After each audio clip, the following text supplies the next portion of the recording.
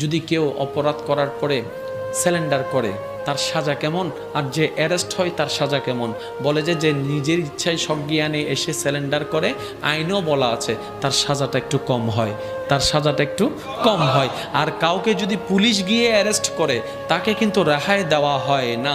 যত দৌড়ানো পুলিশকে দৌড়াইছে তার সাথে 10 ডবল দৌড়ানো তাকে জেলখানার ভিতর দৌড়াইতে হয়, কারণ এটা অ্যারেস্টের মামলা। রব্বে করিম বলে আজরাইল তোমার কাছে এসে তোমাকে অ্যারেস্ট করে আমি রবের দরবারে হাজির করার আগে বান্দারে সজ্ঞানে মন থেকে তুই যদি মরার 5 মিনিট আগে একবার বলিস ও আমার রব মাফ করে দাও, আমি রব তখনও মাফ করে দিতে রাজি আছি। ইসলাম বুঝার ধর্ম।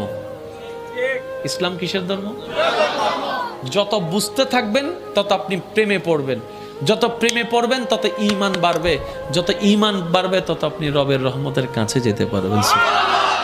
আচ্ছা বলেন, রবের রহমতের দরবার কি শান্তির না অশান্তির? রবের রহমতের দরবার কি ঘৃণার না প্রেমের? তাহলে প্রেম ছাড়া আপনি যাবেন কিভাবে? হিংসা নিয়ে যাবেন কিভাবে? অহংকার নিয়ে যাবেন কিভাবে? কারণ যে সেক্টর আপনি যেতে চাচ্ছেন সেখানে তো হিংসার কোনো অস্তিত্বই নেই, অহংকারের কোনো অস্তিত্ব নেই।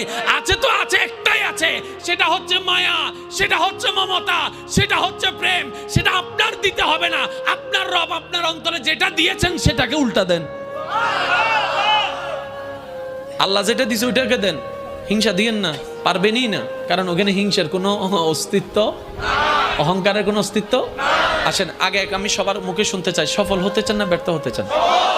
পরকালে জান্নাতে যেতে চান নাকি জাহান্নামে? জান্নাতে। আচ্ছা।